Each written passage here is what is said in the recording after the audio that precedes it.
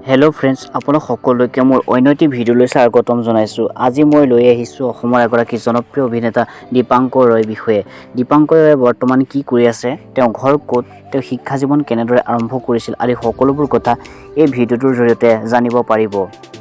গুৱাহাটীৰ বিৰুবাৰীত দীপাংকৰ ৰয়ৰ জন্ম হৈছিল। তেওঁ পৰিয়ালৰ কথা ক'বলৈ গ'লে মাক, দেউতাক, আইতাক আৰু বায়েক এজনী আছে। বৰ্তমান বায়েকক বিয়া দিয়া হৈছে। দীপাংকৰ ৰয়ৰ নিকনেম হৈছে শিৱা।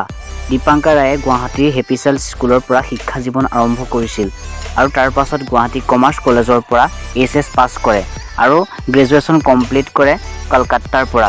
মাষ্টাৰ ডিগ্ৰী কমপ্লিট কৰে গুৱাহাটী মহাত্মা গান্ধী বিশ্ববিদ্যালয়ৰ পৰা। দীপাংকৰ ৰয়ে এতিয়ালৈকে কেইবাখনো অসমীয়া ধাৰাবাহিকত অভিনয় কৰিছে। তেওঁ অভিনয় কৰা প্ৰথমখন ধাৰাবাহিক হ'ল বৈদেহী। ইয়াৰ উপৰি তেওঁ কেইবাখনো ধাৰাবাহিকত অভিনয় কৰিছিল। তাৰে ভিতৰত চানমাৰি চান্দিনী, শকুন্তলা, অপৰূপা আদি। বৰ্তমান তেওঁ ৰং টিভিত সম্প্ৰচাৰিত হৈ থকা দুবৰি নামৰ ধাৰাবাহিকখনত অভিনয় কৰি আছে।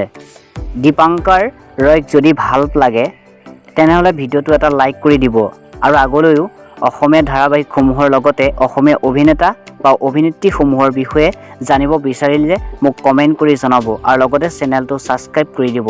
ধন্যবাদ।